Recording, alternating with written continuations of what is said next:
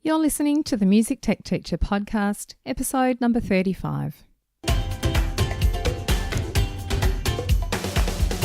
Welcome to the Music Tech Teacher podcast. Music tech tips, lesson ideas, advice, news, and interviews, especially for music teachers. Brought to you by midnightmusic.com.au. Hello and welcome to another episode of the Music Tech Teacher podcast. I'm Katie Wardrobe, a music technology and education trainer, speaker and consultant from midnightmusic.com.au, where I help music teachers use technology effectively in music education. I'm really happy to be talking today to another music tech superstar in this episode. His name's Gary Heimbauer. Gary and I met really briefly at a music conference here in Melbourne, Australia last year, where we were both presenting at the time. It was a really busy conference, so we didn't get much of a chance to chat at that time. So I was really pleased when Gary sent me an email about all the things he's been working on since then. Now, what stood out to me about Gary's work in music education was the way he uses video in his teaching, and it's been a really effective use over time. He's morphed the way he's actually used video and changed the techniques that he uses and the resources that he uses. So it was really great for us to chat about what's changed over time. During the episode, we cover simple ways that you can get started with video yourself using resources that you probably already have around you. I really hope you enjoy this chat with Gary. Today, my guest is Gary Heimbauer. Gary has spent a varied career in music education. He's worked as a public school music teacher in New York City. He spent time starting some of the first public school music programs in Haiti by training their teachers on modern band methods. And he's the former director of curriculum and the national trainer manager for Little Kids Rock. More recently, he founded Power Music, where Gary and his team of music educators teach music makers of all ages through in-person lessons and workshops, online lessons via Skype and FaceTime, and also through a series of self-paced online courses. Now, Gary is unlike most of us. He lives in a mobile home and has driven it across the country a couple of times in the last year so that he can lead a digital nomad lifestyle. So welcome, Gary. Hello. How are you doing? Thanks for having me. Are Great you coming to be here. to me from your mobile home or not? I am. I'm trying to be all incognito with curtains and things, but you blew my cover. So. Oh, that's awesome. It actually doesn't look like it. Gary and I have our video turned on so we can see each other, but it doesn't look like it. Looks like you're in an office of some sort, so that's pretty cool. Yeah, and if you see some of my more recent videos, you probably wouldn't believe that they're all happening inside this mobile home. Oh my gosh. Okay, we'll talk definitely more about that later because location for videos and video is going to be a big focus of our chat today. So you're based in Austin, Texas. Is that where you are at the moment? Yes, that's where I am. So you sort of have a base there and then you move around, is that right, to do workshops and things, move throughout the country? Yes, when we can, for sure. I do have some things.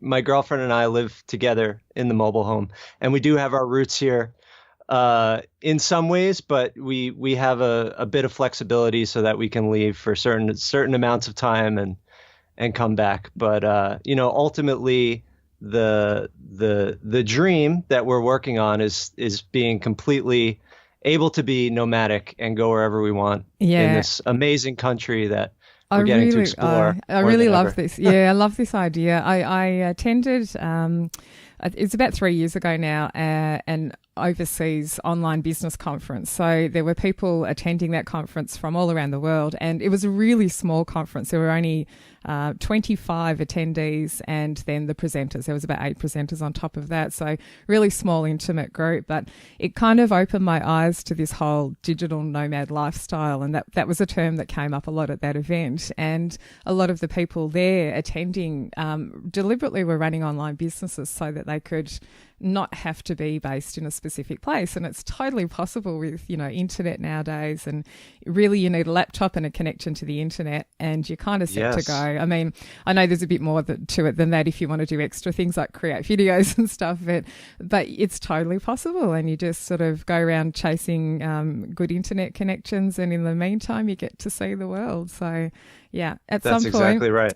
Not right for me in my season of life with 2 kids at school, but I mean, I probably could consider it. But yes, at some point, I'm definitely going to look into that too, and maybe take them on the road with me or something. Yeah, it could be fun. I mean, we've met a lot of people with a full family. It's amazing how many people can be inside a trailer. Yeah, absolutely. Yeah, absolutely. Yep. It must be a fascinating lifestyle. That could be a whole nother podcast, but I really want to get on to talking to you about the teaching stuff and the use of technology that you've been, utilizing over the years. And I've checked out a lot of your things online, and this was one of the reasons for saying, come on and chat about this, because you've got a lot of teaching materials which utilize video. And we talked before the show started, and we're going to sort of focus on that aspect. But I really love this idea of extending what you can do with technology because of technology, and using it to support teaching and even extend your reach, and that online sort of world comes into it at that point too. So can you tell us a little bit about so with video, using video to help you teach, obviously you can do tutorials and those sorts of things. Can you tell us a bit about how you got started in that? Why did you start doing that in the first place with your teaching? Sure, yeah. So I actually started making videos in like the mid 2000s, when YouTube really became this place where people were just posting anything and everything, and you could suddenly learn how to play an instrument or whatever. So I made a few guitar lesson videos in the mid 2000s, and suddenly, just a world of people from all over the world were like, wow, I never knew how that worked. Thank you. And then I made a how to play Sublime Santeria solo, and it got like 200,000 views within a couple of years, and it was like just me in like my pajamas trying to play this thing. So that's how I knew, like, okay, there's some power in video in that sense. And I was also learning on YouTube myself, as more of a popular musician. I'm a guitar player, rock, funk, blues kind of thing. So I've always been going to the internet to learn. But then when I became a public school music teacher, obviously the big challenge is you have a room full of kids, and they're all at different levels with different instruments, different interests, and I'm just one person, so I knew that, okay, I did a general music program pre-K through 5th grade, and then I had an after-school modern band program, and I just knew that if I can have my students learning different things at the same time, I can expedite this process. I could keep everyone engaged at the same time. So I would do that during my prep periods at home. I would do the keyboard video, the bass video, the vocal harmony video, and just have them all on my YouTube channel. And then, I had some iPads and a couple computers or whatever, and I would give one group of kids who were working on one thing that video and the others the other. And then I would contact their parents and say, look, I have these videos on YouTube. If they can study them at home, it would be really helpful. And amazingly, like, the biggest proof in the pudding for me was we did this performance of Green Onions by Booker T and the MGs. And I had this girl, a 4th grade girl, learn the solo, the organ solo, note for note, like incredible. People were like, was that a recording? Was she just pretending? I hardly spent any time with her. I just gave her the videos on how to learn it. Wow. And she was able to just study that video, and I would just give her some pointers. So yeah, for me, that's how I started doing it, and that only gave me more validation that I should keep doing this and continue making the videos. I think so. And do you think, that girl, I'm wondering if you would have uncovered that skill, or do you know what I mean? Like, maybe there are some kids out there who you don't even know that they're going to be good at this sort of thing until they get given the chance to learn it. And I mean, for my own kids, I always mention my kids in the podcast because I'm constantly observing how they learn and what they learn. And they're the same, particularly my eldest constantly goes to YouTube just to learn anything, just anything. So recently he's been, they make cards for people, when it's someone's birthday. We don't buy cards anymore. They're just too expensive. So the kids make the cards and they're great, and so he's decided lately not to just make a card, which is a folded piece of paper with some writing on it. He wants to make a full origami card, which is like a 3D thing, or it's really complex and you can fold it in all these different ways. But like he just shows up with this thing and I'm like, how did you do that at school? Did you learn that at school? No, just found a video on YouTube. He'd searched origami cards or something like that. That's amazing. So yeah, it's fabulous. And it's just that whole interest in art and drawing and things like that he's been able to grow because there are YouTube videos around and that access there. Anytime learning, it's just so fabulous. So exactly. That's really good. And those early days, tell us about how you were making the videos. So this is something I get asked all the time, what do I need? I find a lot of teachers are maybe interested in exploring it as an option for, their classes at school. And it's that whole barrier to, okay, it's really complex, the technology is difficult. And I mean, I know what I say at that point, but tell me what your approach has been. Right. Well, I think when I started making them, I had like the little flip cam, which, an iPhone or any smartphone is worlds better than that now. So, I mean, we all have a production studio in our pocket. It's really hard to have an excuse anymore because it's like we all have the technology. And so those were just, either a phone or a flip cam. That's how I got started. I mean, little things help, like instead of balancing it on a book, maybe getting a small little tripod at Best Buy or something or on Amazon just to hold it in place and get the camera angle.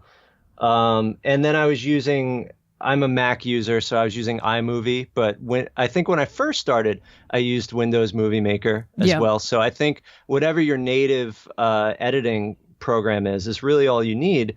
And then, using a combination of if there's some sort of graphic component, like where you're trying to point out whether it's notes on a staff or any sort of directions. I have some videos where I literally just put a piece of paper up, so I could point to it.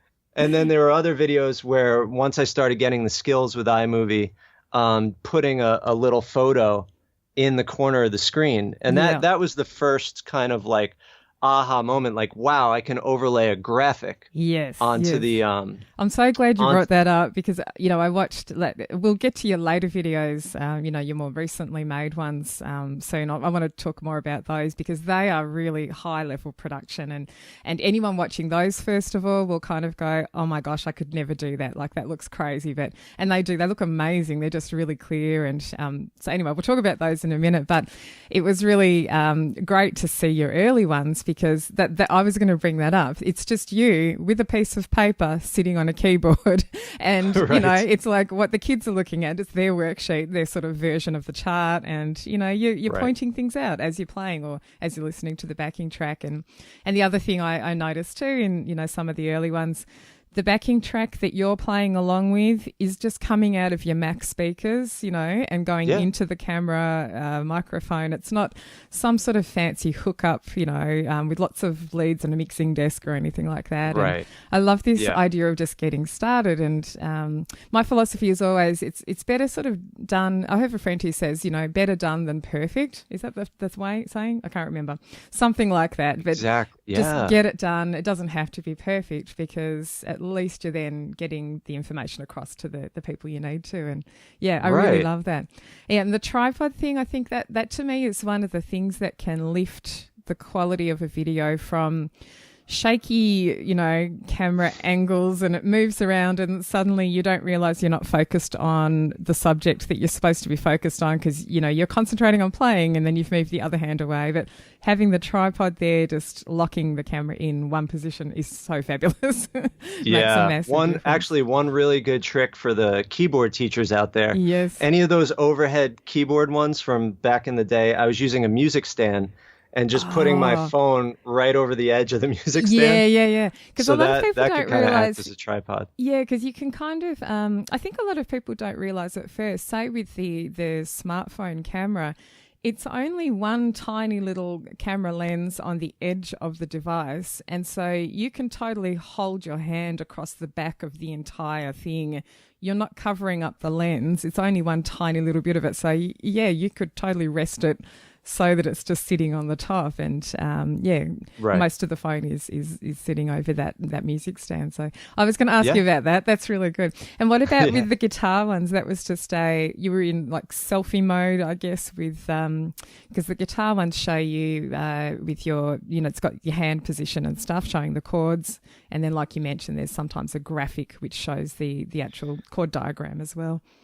Yeah, those were probably just, like you said, selfie mode, so I can see what's in the camera. So having that back facing one. Sometimes, or before selfie mode was even a thing, I would put a mirror behind the camera, nice. So I could look at the mirror to see what's make sure I'm in the view. Yeah. You know what I mean? Yeah. When you're doing it yourself, so that's also a little trick. But like you said, like the difference between not making a video and making the most amateur video there is night and day. Yeah. Like just having anything to help your students learn individually or at home in that kind of way, because that's how everyone's learning now through video. And I mean, you can't replace just being able to see it, being able to hear the voice, and having all of that in one thing instead of just, here's your written directions of what you should do. Yeah, which is so hard. And most people won't read written directions, we all know anyway.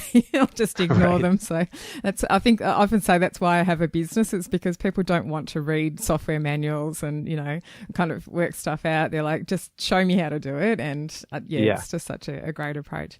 I noticed also that you have, at least I saw one lyric video. So there was like a, backing track playing, and then the lyrics are on the screen, sort of scrolling through at the right time for the kids to learn the song. I think that was for, what was the song?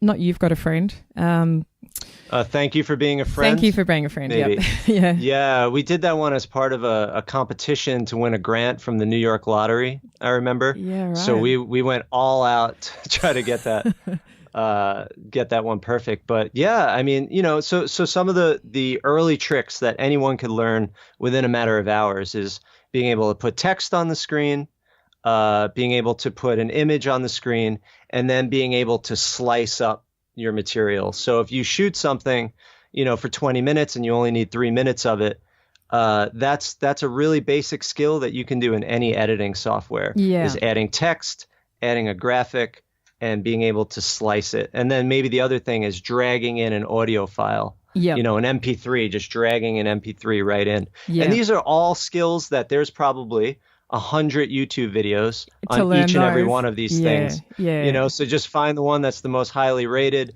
that's the shortest. Yeah, that's what I do too. Teachers.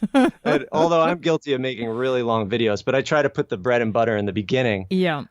So that at least if you just want the short thing, you'll get it right up front. But if you want to go more in depth, you can watch the whole thing. I try to cut to the chase too. I hate those ones where the person's, hey, how you doing today? And then they do this whole big chat about what's going on in their life, and then you're like, I just need the tip. Where's the tip? Get to the bit that I need. So I think that's great. That's really good about the basic skills, and I think that also goes to the software that you choose. I find a lot of people get caught up in what software they should use for, whether it's music production or video production. And realistically, when you're starting out, you don't need a lot of bells and whistles. You need the basic stuff, and you don't need to go and get Final Cut Pro on the Mac, which is the higher end option, or any of those other things. Totally. If you just want to make videos for your kids in class, stick with, and really Macs and PCs both have free inbuilt options, being iMovie and Windows Movie Maker that you mentioned. And, you can start off with those, and then down the track, when you get a little bit more into it, then you might start going, oh, well, I'd love to be able to do this, and upgrade after that. Yeah, point. Like it's the same as like GarageBand versus what is it, versus Logic. Yeah. Like I tell people, my girlfriend right now, she's starting to vlog in the fitness space, and she's starting to make her own videos, and she's like, I think I should get Final Cut Pro. And I said, why don't you exhaust the possibilities of iMovie until you need Final Cut Pro? Like once you learn all those basic skills, then it'll be better. Otherwise, you might feel overwhelmed to buy this really fancy program with all these different buttons and all these options. Yeah. I had the same conversation with my dad about GarageBand versus Logic. He had Logic already, I think, but a really old version. He wanted to upgrade, and I said, "But what do you need to do exactly?" And he told me, and I said, "Why don't you just use GarageBand? You've got that there."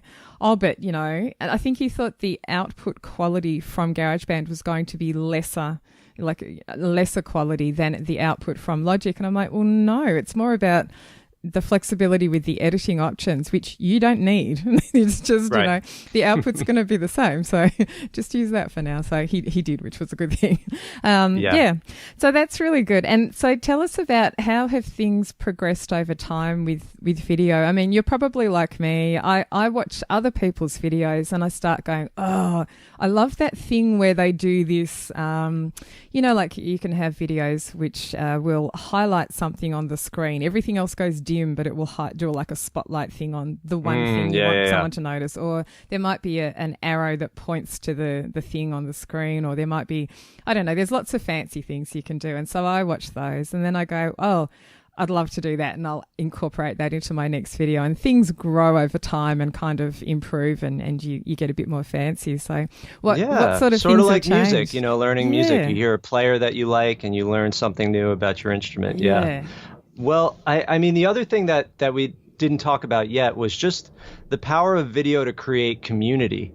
And that was another big thing about my school music teacher is it helped create my school music YouTube channel was that it helped create community and buzz, and other teachers in the school were seeing what I was doing. I created a school Facebook group so the parents could see what was happening. And then one of the videos you might see there was so our school was flooded by Hurricane Sandy. Oh, no. Well, the whole neighborhood was flooded. Our school actually was fine for the most part. But so it was right around the time of the Harlem Shake craze. I don't know if that happened in Australia. Yeah, we get most things. So I made a video of the kids doing the Harlem Shake, and it went like viral. It got like 10,000 views in a couple days. And at the end, it said, if you want to support this music program, please donate. Oh, brilliant. To this fundraiser. So I ended up getting a few $100s from that, which was awesome. But yeah, I think for teachers that are trying to get like donors choose projects funded or just get help from the community, that's another great thing about it for sure. Yeah. But yeah. And even actually within the school itself, like I know teachers from year to year are fighting for their program to continue in some cases. So having a profile within the school, even with the administration of your own school, can be a really good thing. And I know some teachers who have really utilised that in a great way, because they figure that, if the school music program's getting a lot of attention and buzz and people are loving it, then it's less likely to be cut, hopefully. And if things come to that, so that it can just help advocacy with your program too. So that's a really good thing. Yeah, absolutely. And so tell us about now, more recent things that you've done, which also utilise video in a big way. Your Play for All course and curriculum, and then there's a Soloing for Complete Beginners course and curriculum, and they both utilise. I'd love to talk more about those from the video point of view, but also from how they work and what they use. So the Play for All course curriculum is, you tell everybody what that's about. Yeah, sure. So the Play for All course and curriculum at its core it's a companion curriculum for two apps made by Musopia based in Finland. One's called Four Chords and the other's called Ukioki. So Four Chords is the guitar karaoke app and Ukioki is the ukulele karaoke app. And basically the way that they work, there's over 1,700 songs in each of the apps. They're constantly adding songs every week. So it's a constantly updating resource, and they're play along. So you could pick a song, and it will tell you what chords are in the song. It'll give you a mini lesson on how to play the chords, like an actual little video. You click on the chord, it'll say, here's how to play it. Here's the fingering. Then when you're ready to play, you press play. the lyrics scroll down. There's a MIDI track that plays. So it's, you get the melody. There's a MIDI track that plays the melody. There's a guitar or a uke, depending on which app it is. There's drums, there's bass. Then the lyrics scroll down, and then there's also the diagrams for the chords on the side of the screen. So you can see what the fingering is. You can see what the timing is to change chords. And the great thing is it's really customizable. So you can slow down the tempo. Excellent. Yeah, you can. The really full arrangement is great because it makes the kids feel comfortable enough to make mistakes. Yeah. Because they're just playing along to this loud backing track. They can be messing up. It doesn't really matter. It's just getting them comfortable with playing along and making those mistakes. And then you can gradually thin out the arrangement. So you can shut the drums off or just have a metronome. You can go from like a big strumming pattern to just accompaniment on the downbeat just to help them keep time. Oh, that's cool. That's really good. It's funny, as time goes on, I kind of always, well, I don't always think, I get to this point where I think I've probably seen most apps that are around, but when you first emailed me, I checked both of those out and I thought, how have I not seen those ones? Because they're actually really great apps. They're really good ones. I've downloaded both. We've got a couple of ukuleles here, so that's something that I want to sort of expand my repertoire. I know my four chords and that's about it, so I need to expand that a little bit, but they're really great apps, and I think it's because of those things. There's some flexibility in how you can use them, and I think most of the best music apps give you options, things like slowing down the tempo or removing instruments, like you said. It's such a great approach to learning songs and stuff. So when the course and curriculum is based on those two apps, did you get approached by the app developer to create the course and curriculum, or was it something that you instigated yourself? So it actually started while I was the director of curriculum with Little Kids Rock. We were at NAMM, the National Association for Music Merchants conference in Los Angeles, and the most popular thing that Little Kids Rock created for our teachers was play along videos, PowerPoints, play along PowerPoints. And so where the teachers saw the chords on the screen, and we had this yellow bar that would show when to change chords. And it was the most popular part of our training. And everyone's like, I want the videos, but they were copyrighted. Yeah. We had the real audio tracks, so we couldn't distribute them on a large level. It was more like an in the classroom kind of thing. And then navigating the whole world of copyright, it's like expensive, and it's just time, talking to lawyers, you're more confused after the conversation than when you started. But, so when we saw Four Chords, we were like, this is a dream come true. They already have the copyright in place. They have this play along thing going on, but their only shortcoming was that they didn't have the chord diagrams on the screen. And for a lot of the beginner students or teachers working with beginners, that was like an essential part of it. So Paula Lado, the CMO of Musopia, I met with her, and they're awesome. They're all about feedback. They want to get as much feedback in the field as possible. Yeah. So we did like a pilot with a lot of our teachers to get some feedback. And we told them, all right, so it would be amazing if the chords were on the screen. It would be amazing if you can transpose to a new key. Yes. It would be really amazing if you can search by chord progression. Yes. Because teachers think sequentially. Yeah, exactly. So we've done three chords. What can we play? Yeah, awesome. That's great. Exactly. So now you could punch in, I know G, C, E minor, and it's like, okay, here's 40 songs. Fabulous. Or you could transpose another chord progression that has that progression. So like say G, C, E minor is a 1-4-6 progression if we were talking music theory. Mm-hmm. So you could find another 1-4-6 progression, let's say in the key of C, which would be C, F, A minor, and then transpose it to G. So suddenly you have double the amount of songs. Yeah. So when you search for the songs, can you search by Roman numeral terminology, or is that what you're saying within the app? That's kind of like the special cheat. Yeah, okay. You have to have the music knowledge in order to do that. That's right now, you could only search by chord progression. Yeah. I mean, I'm sorry, by which chords you know. Yeah. Okay. Cool. And they're definitely trying to balance the line between like too many features and So they managed to keep it simple with while having these extra things under the hood that don't get in the way. And I'm sure a lot of the users would confuse at home, some people, I reckon. Yeah, like, what? There is actually, I have a workaround I've just thought of actually, is that, do you know the Hook Theory website at all? And I do. I've used that a lot. Because you could go into there and search 145 or 156 or whatever it is, and maybe use that database and then go back to the app and have a bit of a look there. That might work. Yeah, that's another thing you can do for sure. So once they added those features, and then we did more feedback, like teachers were really into it. And then at our annual Rockfest conference, for the curriculum keynote, which I was doing, I started it 2 years in a row. We started by just doing a jam with 250 people using Four Chords, and then we gave everyone there free code to use it in their classroom. So we started getting a lot of feedback and people have really been loving it. So that's how that relationship started.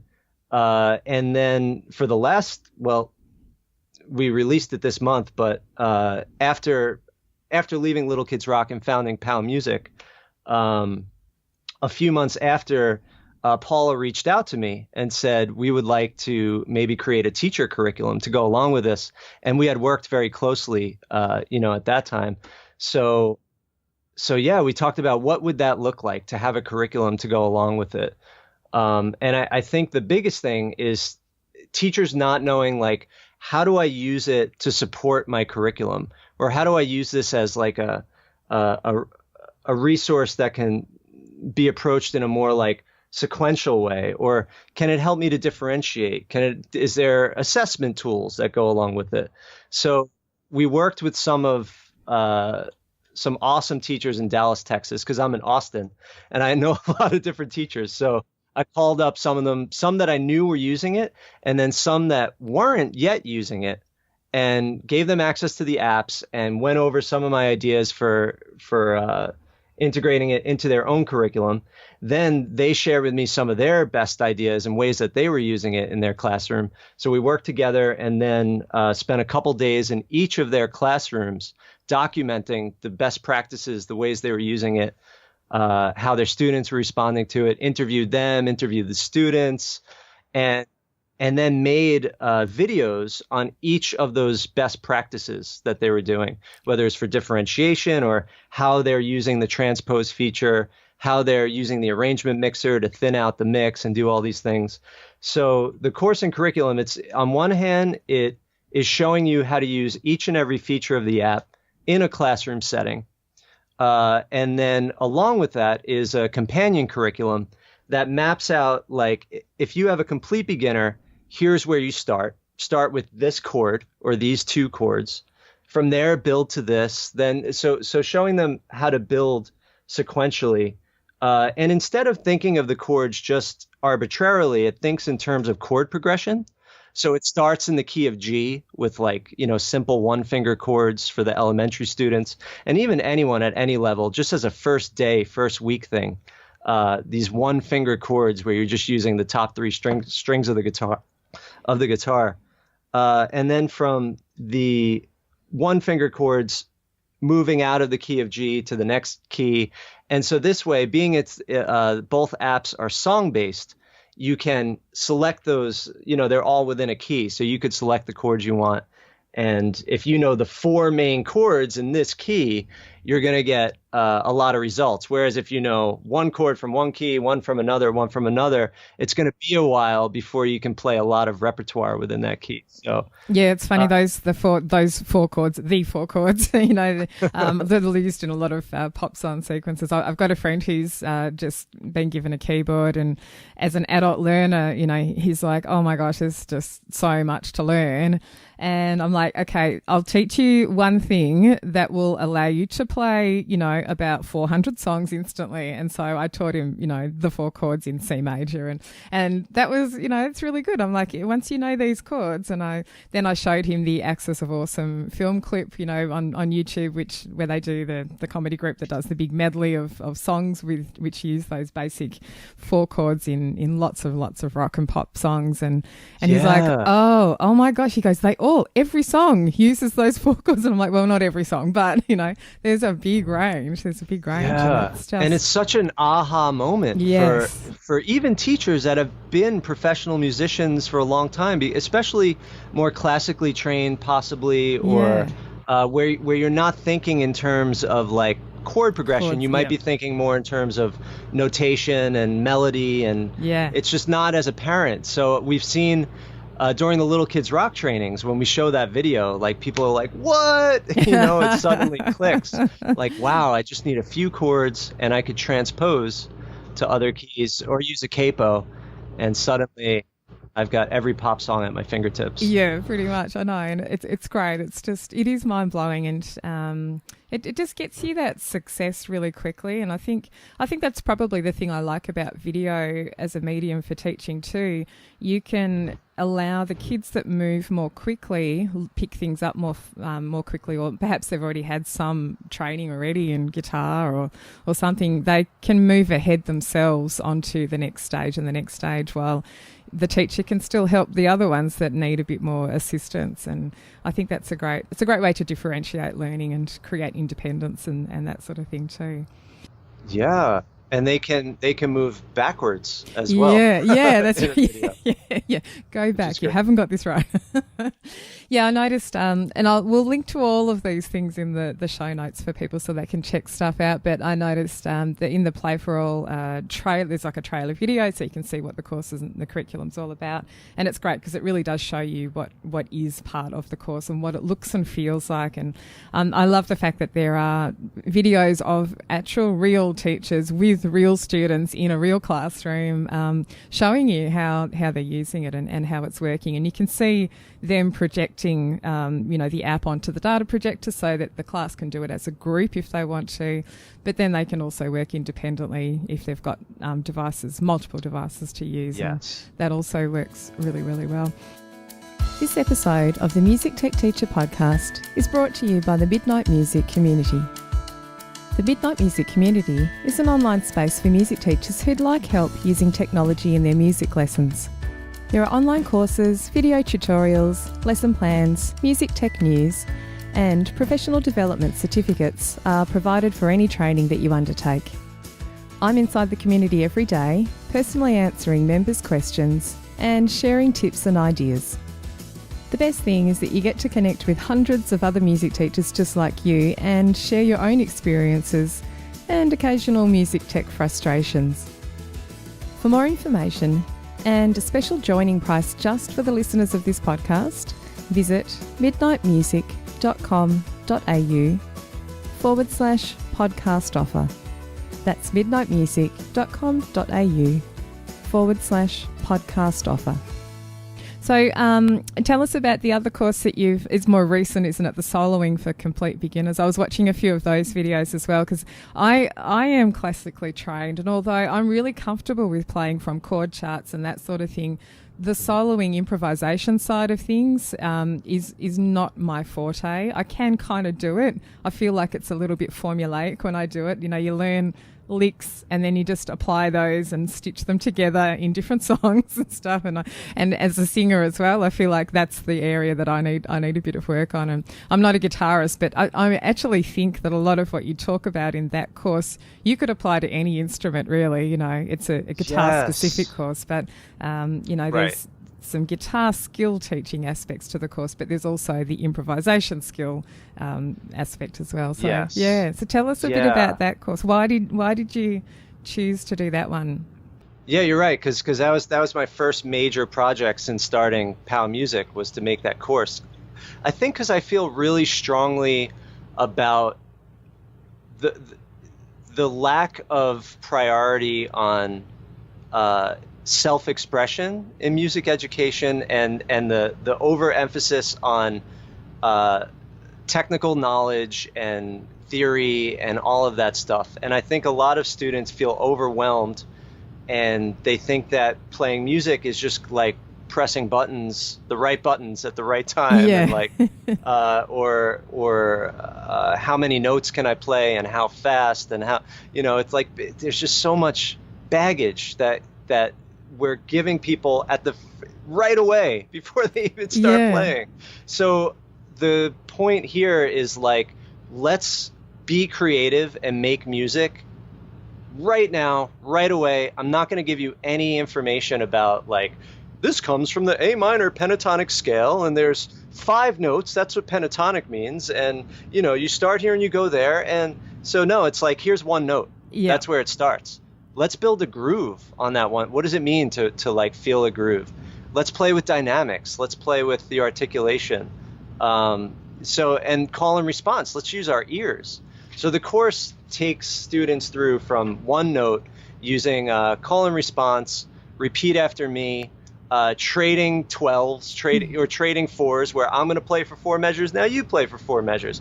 And it does that starting with 1 note, then 2 notes, then a pair of strings and 2 pairs of, and it just kind of gradually, by the end of it, yes, you do have a scale formation. But that's like later on. That's the second unit of the course. Yeah, I think that's really great. And one of the things that I like from a mindset point of view with improvisation, one of the things that has really stuck in my mind, someone mentioned, I don't even know who it was or when, maybe a few years ago, this whole thing about improvisation being a sort of a hard thing, a mysterious thing. And someone said, like when you're talking, you're improvising all day long. Like when you speak, when you're talking to someone in a conversation, you don't have this planned out. It's not, no. I mean, you have sentences or combinations of words that you've learnt over time, but really you're improvising like we are chatting right now. And that really helped with the mindset. I thought, of course, you start with a few building blocks, like you said. And I love that idea of starting with 1 note or 2 notes. And then you can improvise on rhythmic elements, and doesn't have to be pitch. You don't need to know 7 different scales and modes. It can just be a couple of notes and you can get started there. So I really like that approach. I think it's really good. Yeah. And the other thing that is unique about the course is the use of the fretboard.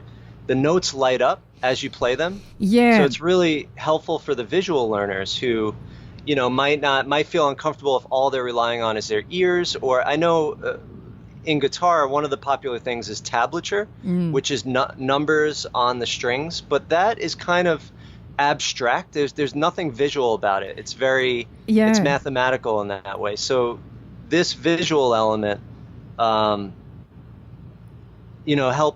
the learner to not only rely on their ears, but also see what's happening visually. And, no matter what camera angle you get on the fretboard, it's a hand in front of a piece of wood. It's hard to see what's going on. Yeah, that's so true. Yeah, so let's get back to the video production side of things for a moment. So, and I can describe this because I've seen the videos, and people can go and watch this after listening. But the video that you're describing, it's really good because it's got video of an actual person like you sitting there with the guitar playing, but at the bottom of the screen, across the sort of the bottom third perhaps of the screen or quarter, there is this graphic display of a fretboard, and as you're playing the solo, it's lighting up dots on the fretboard showing you where the fingers go, and it makes it really clear. Like you said, no matter how someone is showing you on a real guitar with their hand, they're ultimately covering up the fretboard that they're trying to demonstrate to you. And it's the same with keyboard to a certain extent. When you're showing people, I mean, when I'm teaching people, often I'm dragging my fingers to the bottom of the keys so that just to demonstrate, so they can see which ones I'm pressing down to make a C major chord or whatever it is, and you do that temporarily. But tell me about the background or how did you make that happen, that graphic display? Because it looks amazing, it looks really good, and I'm not suggesting that teachers go out and attempt to do this themselves straight off, because we want to get back to start simple, but if someone was interested in knowing how that worked technically. Sure. Yeah. Well, I mean, the truth is I didn't go to editing school. I didn't learn from anything except a handful of YouTube videos and trial and error. And it started with like, when I made those videos as a school teacher, students saying like, I don't quite understand that, or like, I can't tell when to change. So getting some feedback on the really low production ones, I gradually started adding features like, okay, how could I make this more clear? That's always the question. How could I make it more clear? How could I make it more clear? And then with Little Kids Rock, as the national training manager, I had to design PowerPoints and presentations constantly. So I got a really good understanding of PowerPoint graphics while I was also had the video thing. And I was like, how could I combine the two? So it turns out you can do a lot of the things you do in PowerPoint in Final Cut. You can create these shapes, and you could lay on these graphics and put them together and do these animations. So really it's just a matter of creating graphics, whether it's in PowerPoint or I use Photoshop or actually in Final Cut, which is what I use. And then there's a feature called keyframing. It's called keyframing, where at a certain frame, like a video is made up of frames that go, so when they say 60p, that's like 60 frames per second, or 30p. So it's just a quality, like how many divisions there are in the video. So you can start on one frame, and then you can click the arrow on your keyboard to go to the next frame, and then move an object, and it will go with the video as you move it. It's actually really easy. The main point is all of this stuff is easy. Yeah. You just have to learn how to do it. Yeah, it's a conceptual thing, isn't it? And so, I'm thinking it's very similar to the way people would do stop motion animation. You've got a plasticine figure or modelling clay, and they're going to move it a tiny bit, take another shot, move it a tiny. And it's not quite like that in that you're not taking photographs each time, but when you're in the video sort of editing mode, you are sort of playing along, I'm guessing, to create the graphic, the dots to move in time to what you're playing as a solo. Is that right? So the other thing I didn't mention is the editing software these days, whether it's Movie Maker, iMovie, Final Cut, whatever, or even Logic or GarageBand, there's the waveform. So when I make my video and then I import the audio file from the video. So when I make my videos, I record them into Logic, and then I take the Logic file and I put that's actually the first thing I put out, is I put that out, and then I drag in all my video. Yeah, right. And there's the waveforms from the video, and there's the waveforms from the audio. And I match up those waveforms just visually. I don't use any other software. I know some guys are like, you spent all that time doing that? There's software to do that. Do you clap? Do you do a clap at the beginning of your video to match it up? I don't even do a clap. Why do you not do that? See, I do that. I find that much easier. Sometimes I'm fiddling around for so long to sync up the two lots of audio. And it's really off-putting when you're just slightly out with the two. So I do a clap, and then I can easily sync the big peak of the waveform. That's really smart. Yeah, you should try that. Probably it's really good. That I play guitar, because I'll do like a chicka. Yeah, okay. Well, that's the same thing. Do a clap without even meaning to do it. By just like up my guitar. But So then what I do, in order to know the spot where I have to put things, I just look at the waveforms, and I look at where certain things are happening. Like if it's a melody, I can see the melody happening, and I can line up graphics with the melody. So and it's a little trickery, and the biggest thing is patience. Yeah, I know, and it's it's fiddly, and we're I think both of us would agree that there's no pulling the wool over people's eyes here. It takes time to do this. It's a time-consuming pursuit when you're going to do these high-quality ones, and they've got these amazing graphics and stuff. But the result is great. I mean, it looks really, really good, and it's lots of fun. I've spent hours and hours and hours doing video editing like that too, where I just really want it to look really good, and I'm playing along and moving things and setting things up and moving things into position, so it's all really well synced with the music. And I think as musicians, there's that added level of you want to sync things in time to the beat or or melody notes or whatever it is, so therefore you spend a bit more time doing it. But that's really interesting. To me, it's kind of like, I feel like it's a foundation of what I'm trying to do with POW Music. Like I'm trying to help learners with different learning styles, beginners, anyone that just is mystified by whatever instrument it is, become demystified and see things very clearly. And I'm starting with guitar because that's my forte. Eventually, I want to be able to do this with all instruments and have different teachers creating video or helping them to create video content like this. But I really believe in this format for helping people understand, at least for now, how the guitar fretboard works, because it's kind of a mess. It's really hard to understand. I have real trouble thinking in fretboard, in inverted commas, because I think in keyboard. I think, when I picture music, I visualize the keyboard, and I have a lot more problem trying to think in fretboard. And it's funny when I speak to guitarists who have been brought up on guitar, they truly think in fretboard. They think those shapes, and so the scale, the scale or mode or whatever is a certain shape and a certain pattern on the fretboard, and it's a totally different shape on the keyboard because it's more linear, it's stretched out kind of thing, But I find that really hard. So things like that help me as a non-guitarist. It's like you just got to rejig your brain a little bit and hook into that way of thinking, and that's why I find it hard. Tab is just like mysterious. I know how to read tab. I can tell you what it means, but I don't read it fluently. It's like it'd be like learning. It's like learning another language, and you're really slow at sort of picking out letters and things at first, but then after a while you see words and that sort of thing. But that's really Same great. For me. Yeah, it's funny. I mean, I've been playing 25 years in tab. I'm still just like, oh God, where is 14, 15? It's like it's like some code.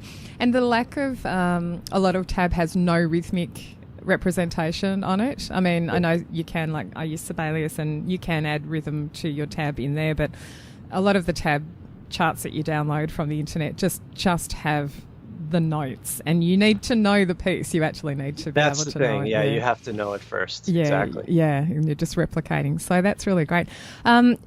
So with just this part of the video sort of approach, if you were going to say, talk to someone who wants to get started on video, what would you suggest? I mean, we touched on things a little bit earlier, but I'm often saying, use your smartphone, because most people have a smartphone nowadays. And I have a DSLR camera, but I do not bother to get it out most of the time because it's not hard at all. But, in my mind, it's like a barrier to getting it out of the camera bag. Yes. I don't know why. Completely. It's ridiculous. Right. When I use my DSLR camera, it has to be an event. It's I'm shooting next week on Wednesday. Yeah. And you get, I don't know about you, but, the hair and makeup needs to be done. I don't have any lighting set up at all here. And so that's something else actually we could talk about. But I choose a spot in my house which has reasonable light already, natural light. And therefore, if I'm shooting myself on person, on camera, I don't do it at nighttime because the lighting is no good. I really need to get some lights. But do you use a lighting setup for your ones? The ones which are showing you now on camera look really amazing. They're obviously your production levels have increased and lifted since those early days. Yeah, it definitely keeps getting better. Almost to the point where I feel bad. Like I was looking at some of the videos I made for Little Kids Rock earlier, because we kind of skipped over that, but there was a point where, as the director of curriculum, we got a grant when I was with Little Kids Rock from Harmon to make video content, and suddenly overnight I had 3 DSLR cameras, lighting equipment, shotgun mic, all this stuff, and had no training on how to use it, and just gradually figured it out as I went along. So but what I use is, and it's evolved a little bit, so I use a $150 lighting kit from Amazon, And there's a huge difference between the $80 lighting kit and the $150 one. Oh, this it's like is useful. night and day. Because I'm I'll about send you to. A link yeah, too, can so you? Yeah, I'll put that also for people who are interested. Because I'm considering, like, I'm at that stage where I'm like, I need to just maybe upgrade a little bit, and it gives me more flexibility for the time of day for shooting. You know, if you've got a lighting kit. So why is the $150 one better? Great question. It's better because the cheaper one only has one bulb per light, and this one has 5 bulbs per light. Wow. And there's three lights that come with it. There's 5 bulbs, and there's a control on the back. You could either have all 5 going, 2 going, 3 going, so you could control it. I've had no problems with it. So I have there's something called 3-point lighting that I learned about. So you have one is stronger on one side of you. Yep. And the other is weaker on the other side of you. So you have a bit of a shadow, which gives you 3 dimension, but without being just bleach white, you know. Yeah. So that helps. And the third point is behind you. So I always I actually put a light behind my back that gives a little bit of a silhouette.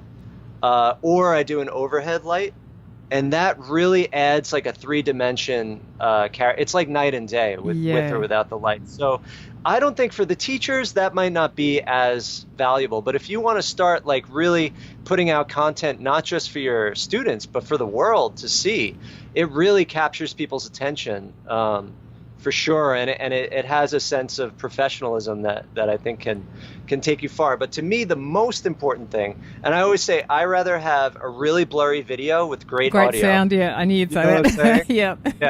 Yeah. So as you can see here, we've both got our nice microphones, our condenser mics, whatever. So like having that clear audio just makes people feel like they're with you. Yeah. It takes away a lot of that divide. So for the videos, I started using a lavalier mic, and I've since moved away from that.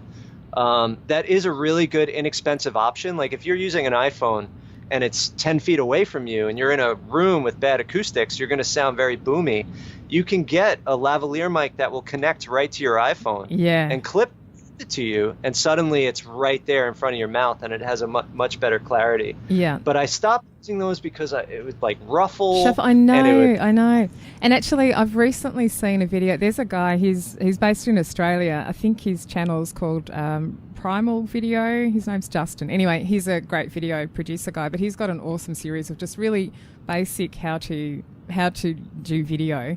And he talks about the way that you can actually tape the lavalier mic, the little lapel mic, to you under your clothing, and he's got a system with tape, and I think it's widely used in media companies and stuff like that, but there's a way to tape it to you so you don't get that rustling of clothing. And I have the issue with my hair dangling down on it, and I'll do the whole video and play it back and go, oh my gosh, my hair's across the microphone going shh, shh, right shh, like that's the other thing, you don't know what's happening until you don't know, and you go, But I agree that the thing that I've always said is the 2 main things. I'm like, 3 main things. Use your smartphone. That's number 1. Get a tripod or some sort of thing that will attach your device to something so it's stable. And then the third thing is make sure the audio is decent. It doesn't have to be over the top amazing, but decent. And there's some study, I think I've mentioned this in a previous podcast episode, there's some study which was done which showed that people will turn off a YouTube video more frequently when the sound is bad rather than when the vision quality is bad. They'll stick with it if the sound is okay. So so I agree. And so important for music anyway, because obviously that's what you need to demonstrate and that sort of thing. So that's really good. But I do want to, if you don't mind, talk about a little bit more about the featuring teachers in the course Play for All. And that, so for me, when I was learning to be a teacher, I felt like I had no one as the only music teacher in a New York City public school. I felt like I didn't have a community and anyone to learn from. So I think I joined the MK8 mailing list group. That was back before Facebook became a thing as much, and it was like you would go through email, and then Facebook helped. But people would try to tell me what to do, and then I found this teacher on YouTube that would post him doing activities with his students, and it like, that's how I do it. It would just opened up everything for me to just see someone doing it. So with Little Kids Rock, I started doing teacher features where we would go inside a teacher's classroom, capture their best practice, and make a little mini documentary about it. Fabulous. And those are actually on the Little Kids Rock teacher page you could do. So when Musopia approached me about making the course, I said, we have to get inside the classrooms, because until you actually see it happening, you can only conceptualize it. And I think the moment you see the interaction between the students and the teachers, it just makes everything really clear. Yeah, I think it's so important. I actually found that recently. I'm currently kind of trying to get into or prepare a workshop which is about music and coding. So I'm looking at lots of coding activities online, and not music specific, but looking at them and then how can I transform them for the music teachers. And there's some videos on YouTube, and I think it might be the code.org website. They have a series of videos that you can watch, but there's some simple ones, and it's a teacher with her grade 4 or grade 5 kids, and she is running the lesson that they are talking about. And so you can just see sequentially how she does it and what how she's getting the kids involved and getting them to talk about it. And it makes a lot more sense than just reading a list of like directions in a lesson plan. Just to see her, you go, oh yeah, that makes total sense now. So yeah, that's really good. I think it just gives it more weight, and people can see that it does truly work. It's not just a fictitious, thing that, this will be great with your kids. No, actually it does work. Right. Yeah. And was it hard? I'm just curious. Was it hard? The kids actually appear in the video. Was it difficult to get sign off on, for privacy aspects, on the kids being in the video? Or, I mean, you must have approached parents and got permission and that sort of thing. That's something I get asked a lot is, I can't have the kids on the video because, of this. And it varies widely from school to school and age group to age group, but... Yeah, I think it was great to see that the kids are in the video. It's always like, oh, it's so much better when you can see them playing and getting involved. Yeah, totally. Right. Yeah, so we just created a permission slip, with all the legal jargon and all that, and explained what we were doing and why we were doing it. And then just a month before the project.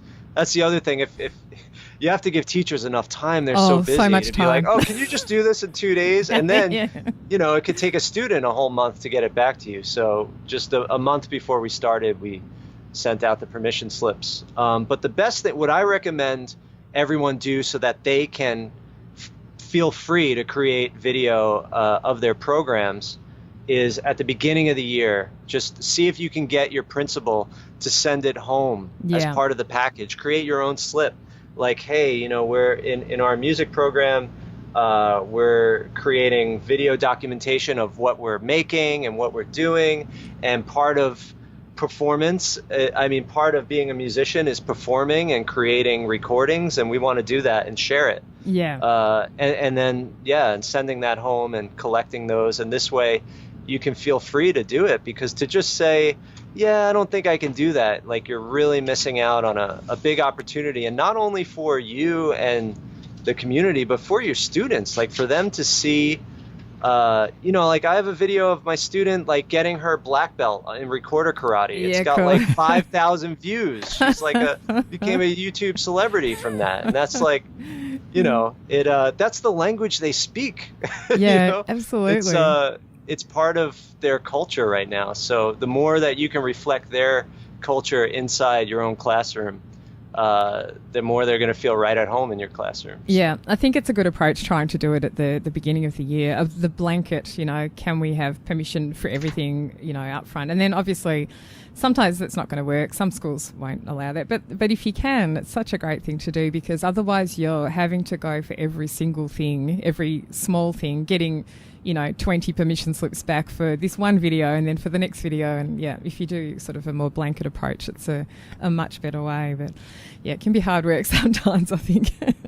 But yeah, so useful to see kids in action. And I think they're some of the most popular music education videos are things that I've watched, like, ORF teachers demonstrating how to play some sort of song game, or clapping game. And it's all very well to see teachers do it, but it's great seeing kids do it, because then you get the sense of what can their motor skills handle, and, developmental stages can handle different things. So grade 2s might do it one way, and it's going to be much easier with the grade 5 kids. And to see that in a video just gives you that sense of, that will work with mine. Great point. I feel like people have a skewed sense of what kids are capable of. Yes, yeah. And I feel like that often defines what level their program gets to. Yeah.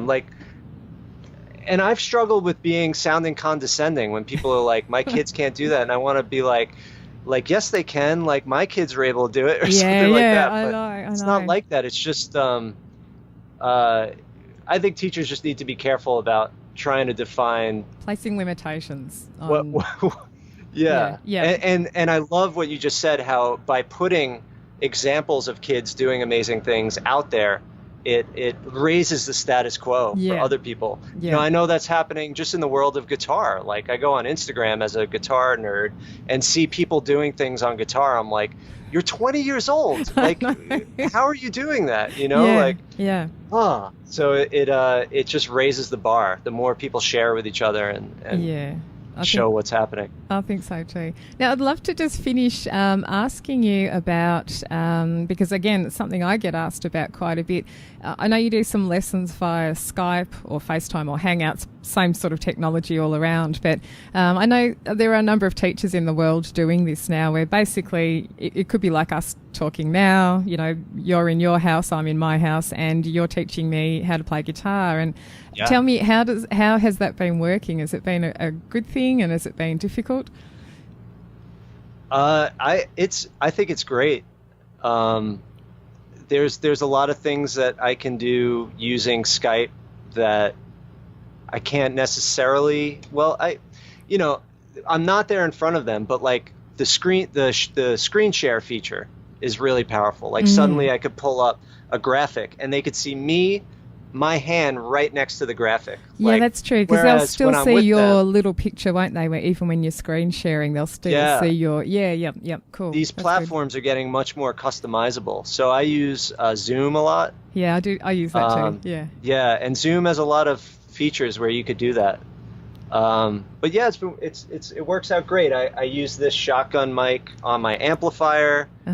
And that sits there, and then I hook up an audio cable to my amp so I could play backing tracks, and then I use the condenser mic for my voice. So yeah, and it just keeps getting better. The video quality keeps getting better, and it opens up the whole world. And it really does. And I think in the past, for me, we're always going on about this, but in Australia we do not have great internet. I have been blessed finally with awesome internet. Finally it's come good, and it's a little bit hit and miss. So I think that's possibly here what holds people back a little bit, because if the internet connection is really not good, then the lesson's not going to be as effective, and you get dropouts or crackliness or whatever. Yeah, there is always that risk. That's right. I would recommend, just for anyone out there looking to do Skype lessons or whatever, to also have a hotspot, if possible. Yeah. So that if your connection fails, you can sign right back on with your hotspot. And I know here in the States, Verizon LTE is almost as good as it's almost. I won't even say almost. I'll say it's as good. It works as good as my regular Wi-Fi. Yeah, that's great. That's really good. Yeah, fantastic. Yeah, I think it's a great thing. It's just something else to consider. It's I think we can get caught up in, well, I can't do an in-person lesson with you because we're too far away, or we can't get the timing to work. But things like Skype and Zoom, which is that video conferencing software, I mean, it kind of opens up many more possibilities. And video, I mean, just generally, I mean, those things are a form of video training training as well. It's just that you're live and in person, streaming live, but realistically it's another form of recorded video. It's very similar to recorded video. So you can record the whole session and then provide it to your client or whoever, and they can watch it back. Play it back. I love that. I love that so much. And then they can pause you. I always say that. You can pause the teacher. Yes. Pause the teacher. Get back into it. Unpause them again. And it's really good. And that is a problem you run into with live lessons where you're like, I forgot to look at you for a minute, and now I'm looking at you and your face tells me that you're overwhelmed and I'm going too fast. Yeah, that's right. Yeah. Or what, as the student, you're often saying, what did they just say? I didn't quite get it, but I'm too shy to ask them to repeat it. But if you had a video, you can just go back. And it's funny, I don't know if you watched the TV series Black Mirror. Have you ever seen that? Every episode. I love it. Oh my gosh, I've only just started watching it. It's so for anyone out there who hasn't seen it, it's an English TV series, and there's like 3 or 4 seasons, but there's only 3 episodes or 4 episodes in each season. But it's just mind-blowing. It's about technology. It's a sort of a slightly futuristic thing, but it's a little bit dark and black and a bit scary. It's kind of like where technology can go. But the episode that I'm thinking of now, this pause the teacher thing, I've just watched the episode where it's sort of a futuristic depiction of the time where we will all be able to record everything that's going on in our lives, and we can rewind conversations with people and stuff. It doesn't go so well in that episode, but it's fascinating, and it's kind of like you can see it being a possibility, but maybe in this instance it would be for good and not evil and just end well instead of badly.